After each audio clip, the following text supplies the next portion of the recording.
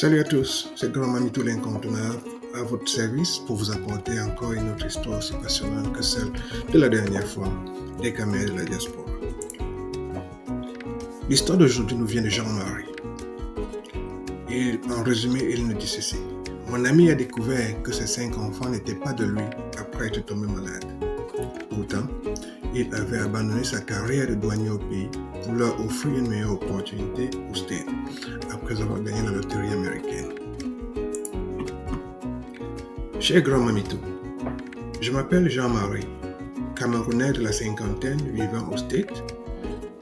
Je vous écris pour vous raconter l'histoire de mon ami Dieudonné. Donc, c'est Jean-Marie qui nous a écrit, mais l'acteur principal de l'histoire, c'est un certain Dieudonné. Nous avons presque le même âge et avons fait connaissance aux States. Il venait d'arriver avec sa famille et essayait encore de s'intégrer au système américain.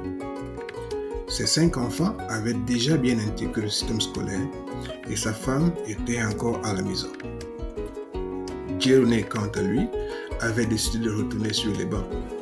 C'est ainsi que j'ai fait sa connaissance car on prenait plusieurs classes ensemble.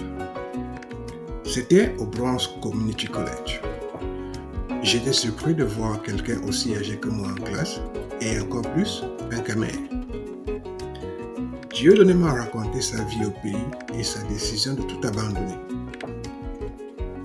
Il était officier de douane basé à Douala et gagnait bien sa vie. Les avantages de service lui permettaient de ne même pas toucher à son salaire. Il était chef d'équipe avec beaucoup d'autorité. Malheureusement, cette autorité lui a apporté des problèmes. En effet, il avait insisté à voir le contenu d'un conteneur nouvellement arrivé au port de Douala quelques jours plus tôt. Le conteneur appartenait à des personnalités importantes et contenait des marchandises secrètes dont il ne pouvait même pas m'en parler. Il a réalisé la gravité de la situation et décidé de voyager le même soir pour son village. Dès le lendemain, un de ses collègues a vu son domicile encerclé par des éléments en civil, tandis qu'un autre a tout simplement disparu. La même nuit, des amis à lui ont reporté des hommes bizarres rôder dans son quartier, sans doute à sa recherche. Une fois que la situation s'est calmée, il est retourné à son domicile, mais ne se sentait pas du tout en sécurité.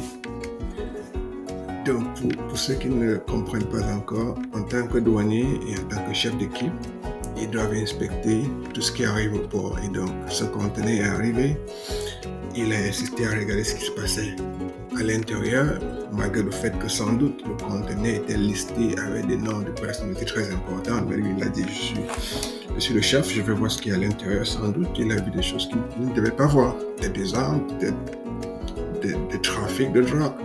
Tout est possible. Et à cause de ça, il apparaît que sa vie et celle de son équipe étaient en danger. C'est autour de cette période aussi qu'il a découvert qu'il avait gagné la loterie américaine. Il a alors négocié pour se faire affecter à l'extrême nord du pays pour se trouver un bon ami. Donc sans doute pour ne pas être à Douala et être exposé à ces gens qui le cherchaient, il se fait peut-être tuer. Il a préféré demander à être affecté à l'extrême nord du pays.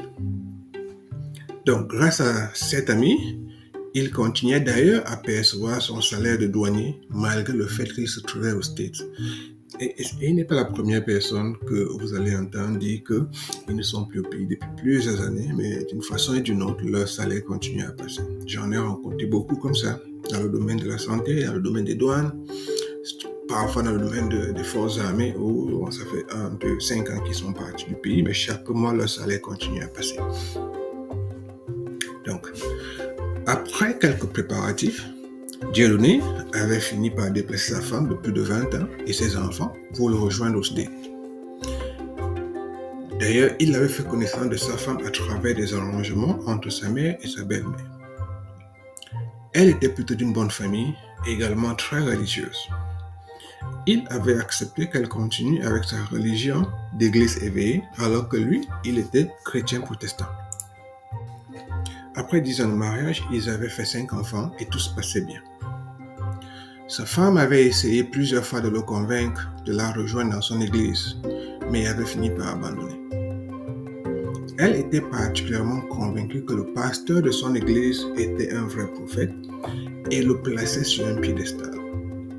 Ils avaient d'ailleurs eu à se disputer à cause de désagréments sur certaines positions de ce pasteur. Malgré cela, il avait laissé le choix libre aux enfants qui pouvaient choisir dans quelle église aller. Sa femme était ménagère et avait arrêté l'école après le BEPC. Dieudonné décrivait sa femme comme le socle de sa vie car elle savait s'occuper de lui et de la famille. Il n'avait jamais eu la moindre inquiétude la concernant, notamment en matière de fidélité ou d'infidélité. Au States, elle réfléchissait encore sur ce qu'elle pouvait faire. Dieudonné avait décidé de retourner sur les bancs et de se reconvertir dans la santé car il en avait toujours rêvé. De plus, avant son départ du pays, il avait noté déjà quelques soucis de santé qu'il espérait pouvoir mieux comprendre, mais aussi en discuter avec des personnes qualifiées. Dieudonné avait constaté depuis plusieurs mois qu'il avait du mal à vider complètement sa vessie. Il devait pousser pour faire sortir les urines, mais très souvent, une petite quantité sortait. À peine sorti des toilettes, il devait parfois y retourner après seulement quelques heures. Ceci perturbait d'ailleurs son sommeil la nuit, car il devait se lever plusieurs fois, mais aussi sa concentration en classe. Au pays, il utilisait des plantes traditionnelles pour améliorer ses symptômes, mais depuis son arrivée au States, il n'y avait plus accès. Il avait alors rencontré un médecin qui lui a recommandé de voir un neurologue. Donc, clairement, au pays, il avait déjà des problèmes de la prostate. Avec des plantes traditionnelles, il arrivait à gérer ses symptômes sans vraiment voir un médecin. Et là, il arrive au States, il ne peut plus avoir accès à ces plantes parce que tout est contrôlé. Et il est obligé de voir la médecine des Blancs, la médecine moderne. On lui avait fait une série de tests pour déterminer le diagnostic et le traitement possible. Il avait fait une cystoscopie où on envoie la caméra dans la vessie et les reins pour examiner. Les problèmes ont commencé à se révéler après ces examens. La bonne nouvelle était qu'il n'avait pas de cancer et qu'avec la chirurgie, le médecin pouvait l'aider à se débarrasser de ses symptômes.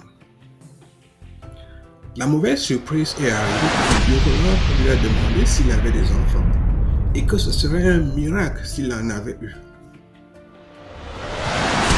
Je ne sais pas si le médecin en était conscient, mais il venait d'ouvrir une boîte à secrets.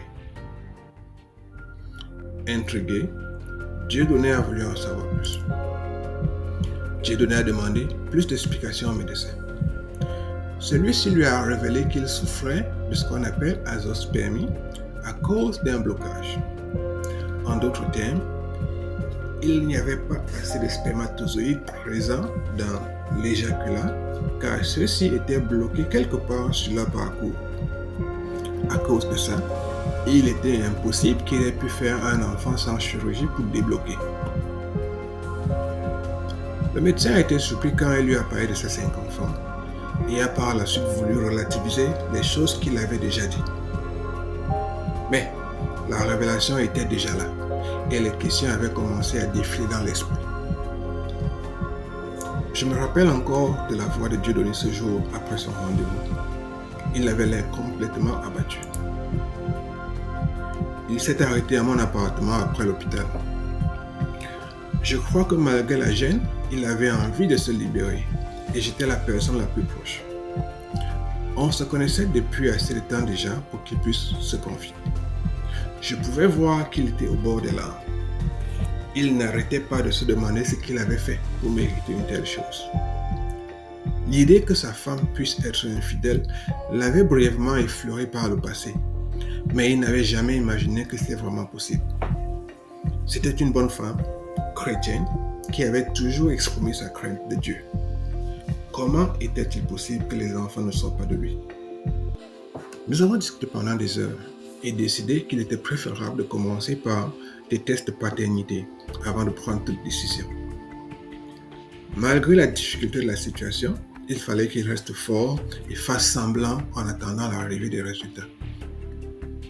Dieudonné a utilisé différentes astuces pour obtenir les prélèvements chez les enfants sans attirer leur attention ou celle de leur mère. Les résultats sont d'ailleurs arrivés à mon adresse plus tôt et ont confirmé ce qu'on savait déjà. Il n'était pas le père des enfants. Et ces derniers avaient d'ailleurs 2 géniteurs différents. En d'autres termes, son épouse l'avait trompé avec au moins 2 hommes. Incroyable. Ça, c'est la femme qui est la chrétienne, qui va toujours à l'église, qui parle du pasteur, qui chute par Dieu. Mais il se trouve que les 5 enfants ne sont pas de son mari. Et puis, ils n'ont même pas le même père. Donc, d'abord, on sait qu'elle le trompait avec au moins 2 hommes. Peut-être plus. Dieudonné était perdu et ne savait pas comment procéder. Toute sa vie, il avait bossé dur pour s'assurer de la réussite de sa famille. Il avait même pris la dure décision d'abandonner sa carrière au pays pour des enfants qui n'étaient pas biologiquement de lui. Pourtant, il les avait toujours aimés de tout son cœur sans aucune réserve. Il se demandait comment il avait pu rester aussi aveugle pendant plus de 20 ans de mariage. Un divorce aux États-Unis n'était pas la chose à laquelle il avait pensé quand il a décidé d'immigrer. De plus, il était et restait responsable des enfants aux yeux de la loi américaine, que les enfants soient de lui ou pas. Mon ami a fini par confronter sa femme avec les révélations du médecin. Elle a nié en bloc toute infidélité, lui jurant qu'il était le père des enfants. Elle ne s'attendait pas à être confrontée avec les résultats des tests d'ADN. Elle est restée silencieuse devant l'évidence scientifique et a fini par avouer avoir entretenu une liaison avec son pasteur de l'église, mais aussi un voisin du quartier. C'était, selon elle, au début de leur mariage. Elle avait eu des doutes sur la paternité de certains enfants, mais s'est convaincue que Dieudonné était le père. Le pire est que Dieudonné connaissait bien ces hommes qui d'ailleurs étaient présents à l'aéroport le jour de leur départ. Selon les résultats, il était clair que sa femme entretenait plusieurs relations en même temps car le pasteur était le père du premier, du deuxième et du quatrième, tandis que le voisin était le père du troisième et du cinquième. La déception était totale et encore plus douloureuse qu'il découvrait tout ça aux States. C'est vrai aussi que, sans ce voyage aux States, il n'aurait sans doute jamais découvert la vérité. Dieudonné et sa femme sont en séparation de corps en ce moment. Il reste très impliqué dans la vie des enfants qui ne se doutent pas de la situation. L'amour de ceux-ci semble apporter un peu de réconfort à mon ami malgré la situation. Il a déjà envisagé la possibilité de tout abandonner pour rentrer au pays, mais reste incertain de sa sécurité. À son âge, et au vu de la réalité qu'il est stérile, a-t-il vraiment le choix d'abandonner ses enfants? Il a été et reste le seul père que les enfants connaissent malgré tout. Et je pense qu'avec le temps, il finira par accepter les faits. Je ne sais pas là où il en est avec son épouse et s'il a introduit une procédure de divorce ou pas. Je ne sais pas ce que je ferais moi-même dans une telle situation. Je ne peux que lui apporter le support de l'ami que je suis. Mais je reste choqué que sa femme ait pu vivre un tel mensonge pendant aussi longtemps. Que feriez-vous à la place de Dieudonné? Merci de m'avoir lu. Cette histoire elle est vraiment choquante. Imaginez ce monsieur, 20 ans de mariage, 5 enfants, est obligé de fuir le pays pour sa sécurité. Arrivant aux États-Unis, il fait des tests pour sa santé et découvre qu'il est impossible qu'il ait pu avoir d'enfants et donc par conséquent ça veut dire sa femme a fait des enfants avec quelqu'un d'autre. C'est vraiment dramatique, c'est vraiment traumatique. Le coin du grand mamito. L'histoire de Dieudonné est une bien triste réalité aussi vieille que le monde. Avant l'avènement du test ADN, ce phénomène existait déjà et très souvent, les secrets étaient gardés jusqu'à la tombe. C'est vrai, quand il n'y avait pas le test d'ADN, comment tu allais faire pour savoir? Même quand la ressemblance n'est pas là, c'est pas toujours aussi évident que ça de dire que non, c'est pas mon fils ou c'est pas ma fille. Plusieurs hommes ont élevé des enfants qui n'étaient pas biologiquement d'eux, que ce soit volontairement ou pas. Même des rois dans l'histoire en ont été victimes, comme l'atteste l'histoire de Moïse dans la Bible. Avec l'avancée de la science, ce phénomène semble avoir augmenté, mais ce n'est pas vraiment le cas. C'est juste que c'est de plus en plus exposé grâce à ces avancées de la science. Et le fait qu'un simple prélèvement de salive peut permettre d'arriver à ces résultats. Ça fait mal lorsqu'on se met à la place de Dieudonné et de tous les sacrifices qu'il a fait pour le bien de sa famille et s'assurer de la réussite de ses enfants. Il a abandonné tout ce qu'il connaissait pendant les 50 premières années de sa vie pour aller dans un pays étranger tout recommencer. Il aurait pu attendre sa retraite ou alors prendre une retraite anticipée au pays et cela coulait douce. Mais il a fait le choix, pour ses enfants sûrement, d'émigrer aux États-Unis à son âge parce qu'il voulait leur offrir de meilleures opportunités.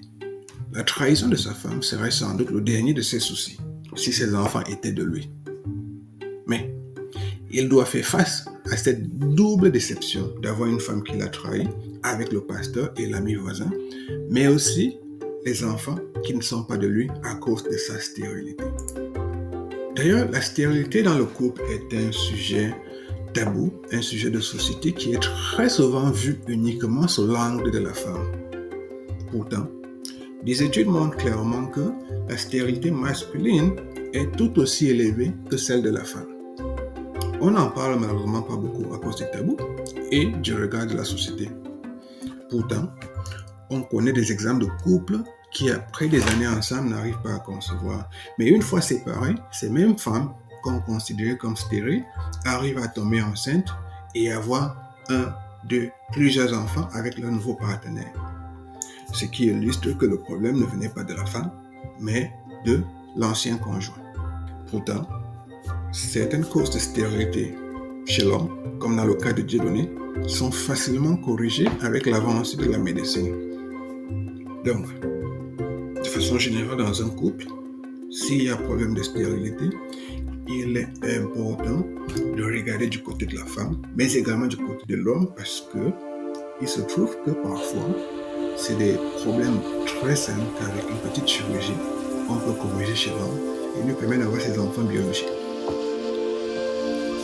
Au-delà de cet aspect, la trahison dans un couple reste une expérience douloureuse pour tout le monde, en particulier les enfants qui sont pris au milieu.